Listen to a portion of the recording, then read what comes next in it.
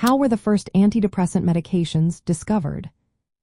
Imagine a time when depression was seen mostly as a moral failing or a personal weakness. Back then, treatments were limited and often ineffective. Now, the story of how the first antidepressant medications came to be is full of surprises. It all started in the early 1950s, not with a focus on depression, but with drugs meant for other illnesses. One of these was iproniazid, a medication originally created to fight tuberculosis. Doctors noticed something unusual. Patients taking iproniazid seemed to feel happier, more energetic, and slept better. These effects were unexpected and considered side effects at first. But researchers began to wonder if these mood improvements could be used to treat depression. They tested iproniazid more systematically and found it really did help lift people's spirits. It was the first drug recognized as an antidepressant. Iproniazid belongs to a group called monoamine oxidase inhibitors. These drugs work by blocking an enzyme that breaks down chemicals like serotonin, norepinephrine, and dopamine.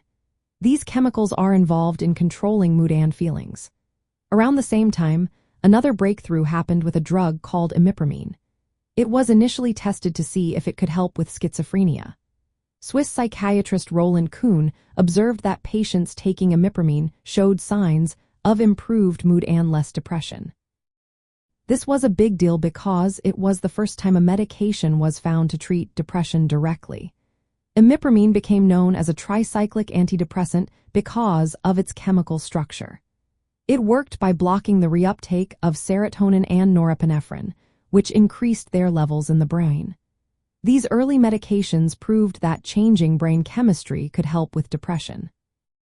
They showed that depression was not just a psychological issue but had a biological basis that could be treated with drugs. Although these drugs had side effects and safety concerns, they opened the door for many more treatments. From these discoveries, newer medications like selective serotonin reuptake inhibitors were developed. These targeted serotonin more precisely, with fewer side effects. The discovery of antidepressants marked a turning point in psychiatric medicine.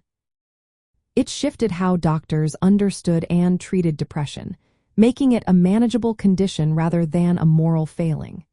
The story of how these early drugs were found is a reminder of how chance, combined with careful observation, can lead to medical progress that changes millions of lives.